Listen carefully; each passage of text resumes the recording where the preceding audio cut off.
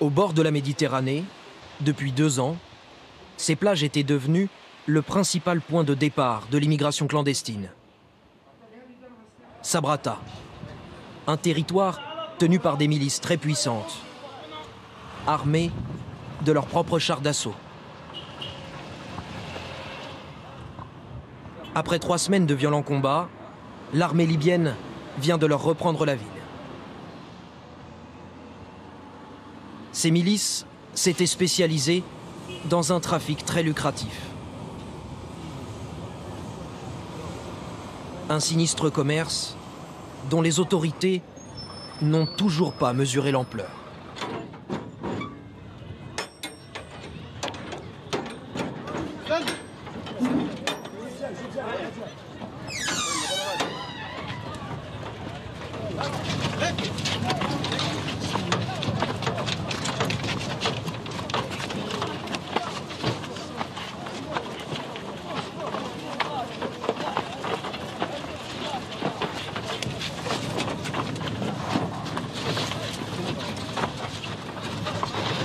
Des migrants venus de toute l'Afrique, achetés et vendus comme du bétail, avant même de réussir à franchir la Méditerranée. Tu viens d'où? Guinée? D'accord, reste là. Et vous? Vous venez de quel pays? Sénégal? Ok, asseyez-vous là. Je n'ai jamais vu ça. Depuis la fin des combats, on en a déjà récupéré entre 6 000 et 7 000. Ça augmente tous les jours. Ils étaient chez les miliciens, chez Alamou et tous les autres. Alamou, le chef de la principale milice de Sabratha, dont voici l'une des rares photographies. L'un des plus grands trafiquants de migrants, aujourd'hui en fuite. Près du rivage, ces soldats de l'armée libyenne découvrent son quartier général et ses entrepôts où il stockait des milliers d'hommes, de femmes et d'enfants. Au total, près de 15 000 migrants ont été trouvés dans les hangars de Sabratha. 6 000 seraient encore entre les mains des miliciens. Le commandant Bassem Al-Garabli dirige la lutte contre ces réseaux criminels depuis 4 ans. Il a vu les trafiquants construire leur empire sur le dos de ces migrants. Parmi eux, il y en a qui ont payé jusqu'à 5 000 $ pour arriver ici. Ça peut représenter des dizaines de millions. Alamou, à lui tout seul, possédait au moins 10 millions de dollars. Ces gens sont juste de la marchandise. C'est du trafic d'êtres humains. Un trafic qui, selon plusieurs ONG, rapporterait entre 1,5 milliard et 3 milliards de dollars. Ces migrants, en Libye, on les appelle les diamants noirs.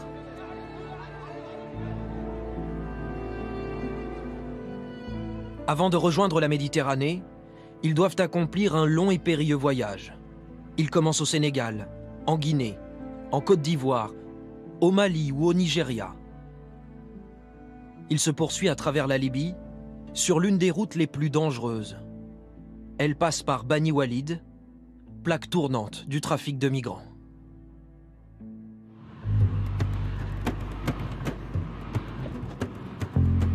À 150 km des côtes libyennes, dans le désert, la ville de Bani Walid est une oasis. Une enclave où le drapeau libyen est absent. Ici, c'est le vert qui domine, la couleur de ceux qui sont restés fidèles à Mouammar Kadhafi. Une zone de non-droit où les djihadistes de l'État islamique font régulièrement des incursions et où les trafiquants prospèrent.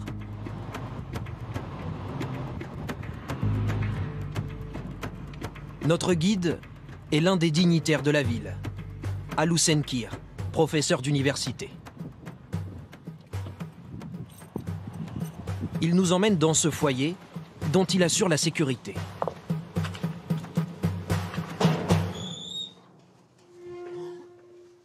Salam alaikum.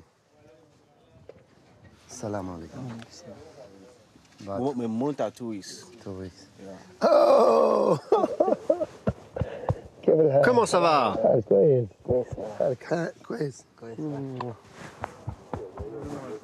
Ah, lui, c'est comme mon fils. This is my baby. C'est mon bébé. This place, Ce lieu, c'est un refuge. On l'appelle la maison de la paix. Un endroit pour nos frères africains. Ce sont des migrants clandestins qui ont essayé d'accomplir leur destin, mais ils ont été kidnappés et enfermés comme des prisonniers.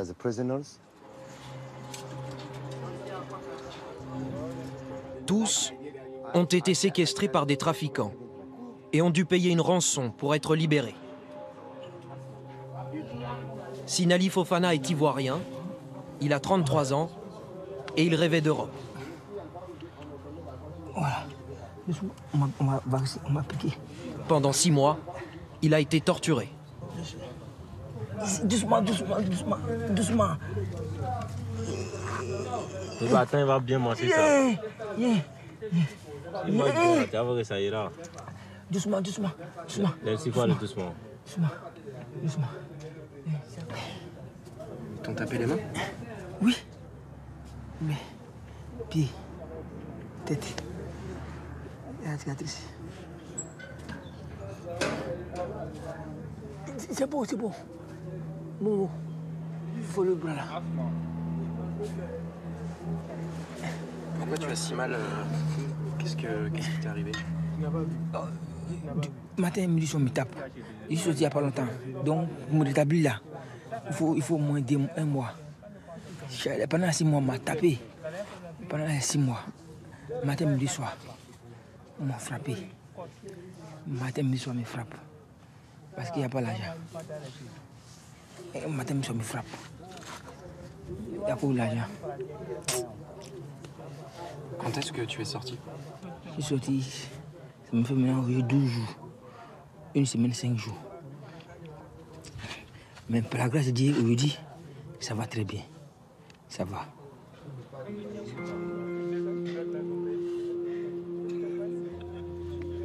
Sinali est passé par 3 prisons différentes. Sa famille a dû envoyer l'équivalent de 3 300 € pour que ses tortionnaires le relâchent.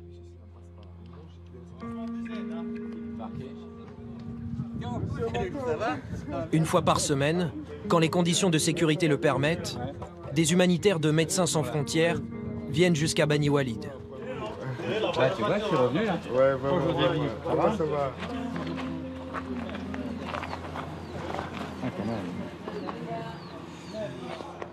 Les nouveaux arrivants, Oui. ils sont tous là? Non, Oui.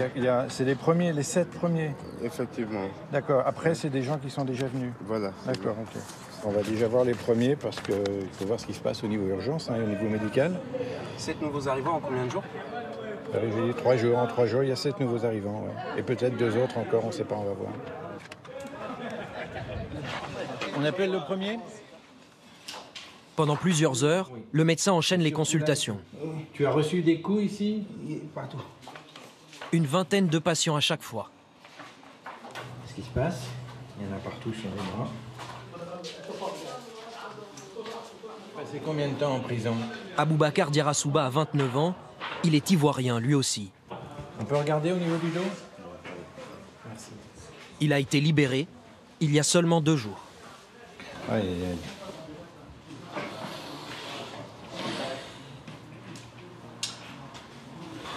Bon. Olivier Demoinet intervient dans des zones de guerre depuis près de 25 ans. Tu as mal tout le temps en ce moment? La dernière fois qu'il a soigné ce type de blessure, Là aussi, ça c'était fait lors mal. du génocide au Rwanda. Ouais, sur la tête. Ça fait mal quand je plie là? Ouais. Il a lui aussi été battu d'une façon scandaleuse. Mais apparemment, il n'y a pas de fracture, c'est quand même ça qui est important. Mais je pense que ce dos est un reflet de ce qu'il a vécu. Il y a de quoi avoir quelques inquiétudes. Vous avez l'air ému, Oui, c'est de l'émotion parce que quand on a un tel niveau de souffrance et de barbarie, même après des missions multiples et répétées dans des contextes difficiles, c'est pas possible d'être blasé, de rester insensible à tant de souffrance. Voilà. Non, on m'a trop frappé, voilà. Dans le bois, les tuyaux de pompe, dans les fils de courant qu'ils enroulent. Ces gens ne sont pas des humains.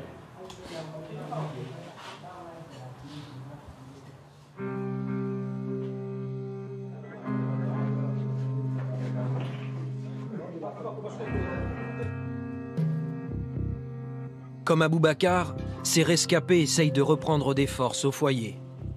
Près de 70 hommes et une seule femme, Rachel John, une Nigériane de 21 ans, avec sa petite fille, âgée d'1 mois. Elle a accouché dans cette pièce. Elle s'appelle comment? Praise. Ça veut dire quoi? Mean thank God. Ça veut dire merci mon Dieu. Because where I came Parce que là d'où je viens, c'était très difficile. Et toute personne qui s'en sort se doit de remercier Dieu. Thank you God. It's no good. Elle aussi a été torturée. Sa famille n'avait pas l'argent pour payer sa rançon. Sur ses photos, prises le jour de son arrivée au foyer, elle nous montre ses cicatrices sur son crâne. Ses bourreaux l'ont frappée à coups de pelle. Prisonnière pendant toute sa grossesse, Rachel s'estime chanceuse de ne pas avoir eu son enfant en détention. Nous étions plus de 300. Il y avait beaucoup d'enfants là-bas et des femmes enceintes. Celles qui avaient déjà des enfants, leurs enfants se faisaient battre. Ils les fouettaient, ils battaient même les bébés. Ils les battaient et ils les fouettaient pour les obliger à payer l'argent. Ils donnaient des cigarettes aux enfants pour qu'ils les fument. Et si les enfants refusaient de fumer, ils les fouettaient.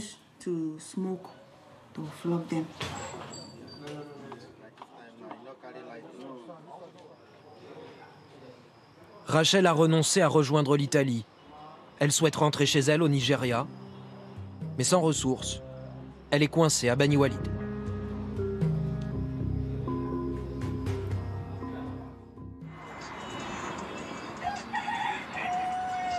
Zacharias.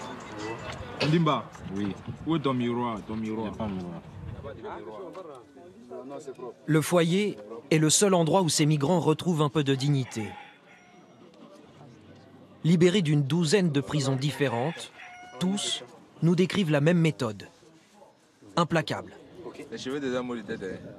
Faut pas enlever ça. Pour obtenir le maximum d'argent, les trafiquants appellent les familles pendant les séances de torture. Les proches de Demba ont ainsi entendu depuis le Sénégal le jeune homme se faire électrocuter.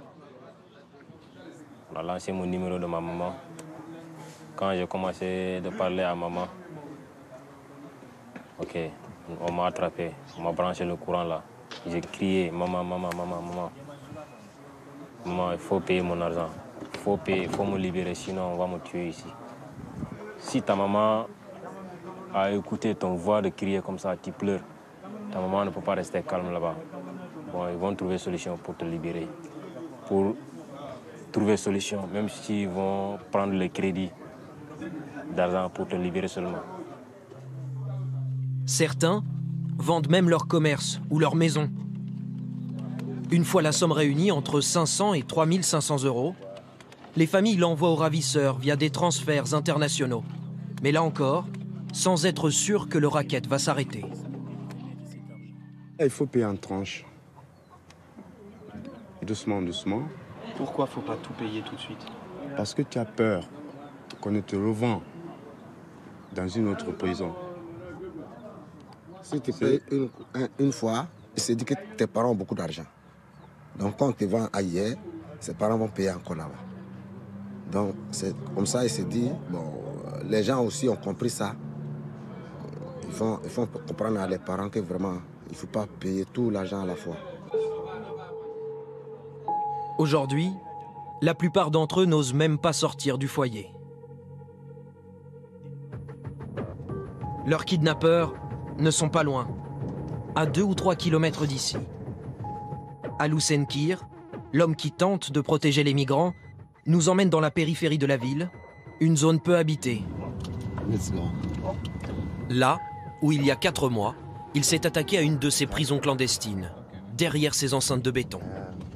Interdiction de quitter la voiture. Si vous essayez de sortir, que quelqu'un vous voit avec la caméra et qu'il se rende compte que vous êtes français, ça va mal se passer. Il serait intervenu à la suite d'un coup de téléphone d'un habitant du quartier. Le dignitaire affirme avoir négocié avec ses hommes la libération de 300 migrants, prisonniers derrière ce portail. La seule fois où il a délogé des trafiquants. Voilà, c'est ici.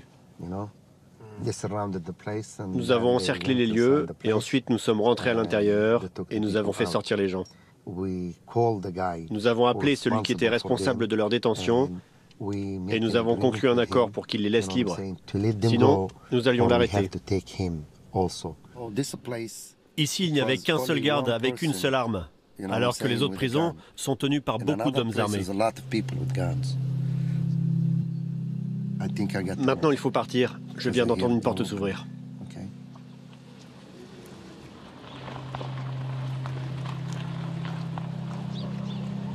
La seule image de ces prisons clandestines a été diffusée sur Internet par un journaliste somalien. Il a réussi à joindre des migrants de son pays, emprisonnés quelque part en Libye. Sur cette vidéo tournée avec un téléphone, ils décrivent l'horreur de leur détention, le manque d'eau et de nourriture, les sévices.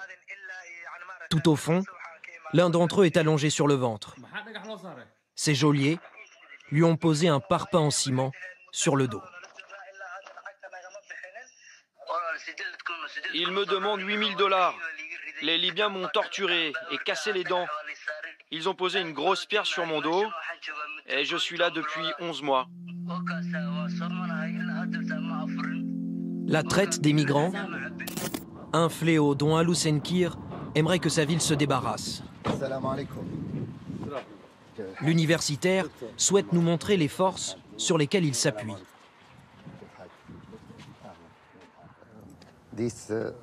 Ces hommes, ce sont eux qui assurent la sécurité de la ville, jour et nuit.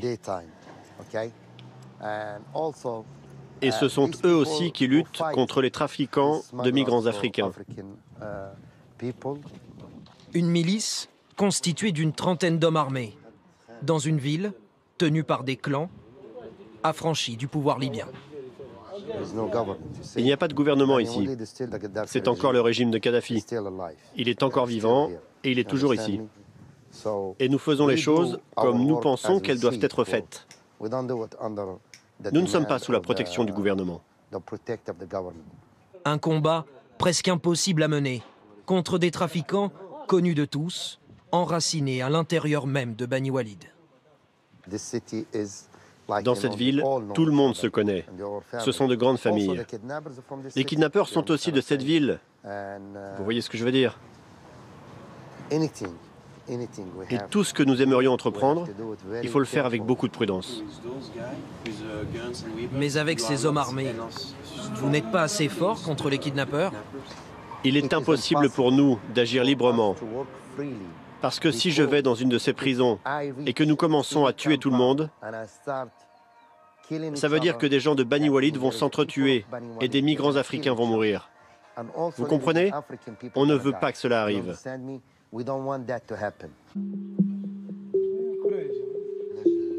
À Bani Walid, il y a ceux qui survivent aux trafiquants. Et il y a tous les autres, retrouvés morts le long des routes. À tel point que certains habitants ont dû eux-mêmes trouver une solution. Mohamed Bari fait partie d'une association caritative de la ville. Nous sommes à 10 km de Bani Walid. Nous allons là où un propriétaire nous a fait une donation, une parcelle de terre de 2 ou 3 hectares. Mohamed ne pensait pas devoir un jour mener ce genre de projet. Un cimetière aux allures de fosse commune.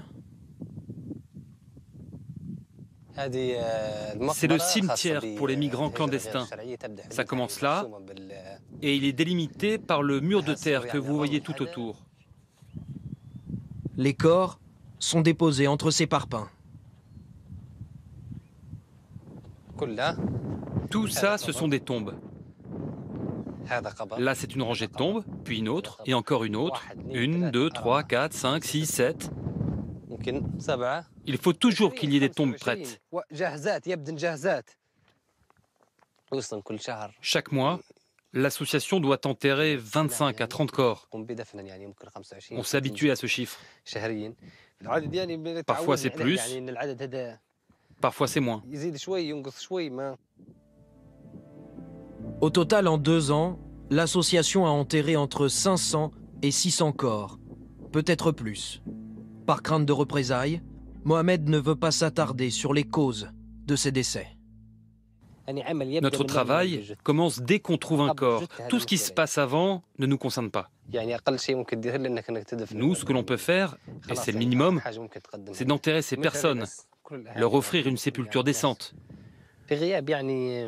Bien sûr, tout le monde est en colère, très en colère à cause de cette situation. Mais en l'absence de solution, nous ne pouvons qu'apporter une réponse humanitaire. On a besoin d'une intervention de l'État pour résoudre ce problème. En 2016, plus de 5000 migrants sont morts lors de leur traversée de la Méditerranée. Il n'existe aucun chiffre, aucune estimation sur tous ceux qui ont perdu la vie dans le désert.